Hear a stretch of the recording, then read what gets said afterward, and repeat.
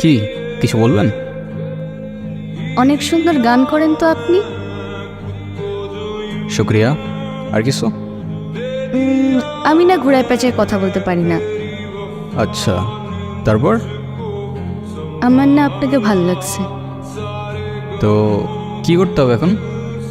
আপনি আমার রূপকথার রাজপুত্র হবেন। না, কেন? আপাতত ফ্রেন্ডশিপ করতে পারেন।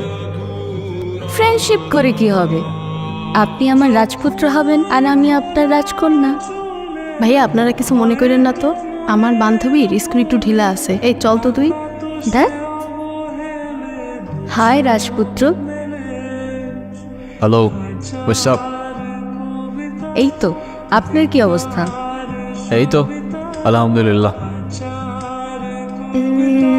আপনার নামটা যেন কি? ভুলে গেছি। আমি মেবি আপনাকে আমার নাম কখনো বলি নাই। উপস, মাই ব্যাড। যাই হোক, আমি রোহান। আপনি? আমি তারা। তারা? কোথাও যাচ্ছেন নাকি? হ্যাঁ, যাচ্ছিলাম একটু ওই গিটারের স্ট্রিং কিনতে। আরেকদিন কিনেন। চলেন না একটা লং ওয়াকে যাই নেচারের মধ্যে। মানে কি? কেন? চলেন না। আচ্ছা, আরেকদিন যাবো না। ভয় পাচ্ছেন? ভয় পাবো? আর আপনাকে? মানে যা তা না। তাইলে চলেন। কি এমন হবে, খেয়ে ফেলবো নাকি আপনাকে? আচ্ছা আচ্ছা, চলেন চলেন চলেন। আপনার ভয়েসটা কিন্তু মাশাআল্লাহ।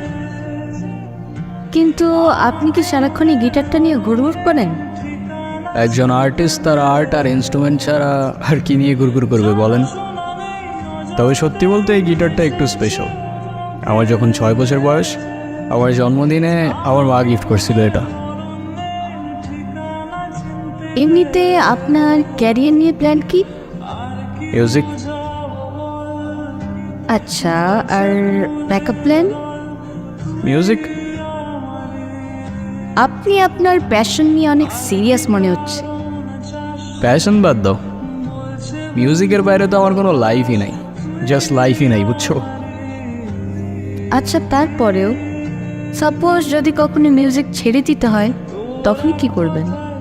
মিউজিক ছেড়ে দিতে হবে মানে? মানে বুঝলাম না তো আমি। সমস্যা কি আপনার? ফাইজলামি করতেছেন আমার সাথে? আরে সরি, আমি তো মজা করছিলাম জাস্ট।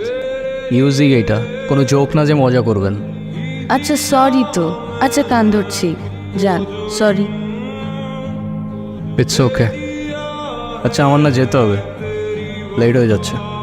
ইস, লেট হয়ে যাচ্ছে। কি এমন কাজ তোমার? মানে আপনি থেকে ডিরেক্ট তুমি তো চলে আসছো না? হ্যাঁ, কেন, কোনো সমস্যা? না, বাট কেন যেন মনে হচ্ছে তুমি খুব নাচরবান্ধা টাইপের মানুষ না? তুমি বুঝলে কি করে? এমনি গেস করলাম।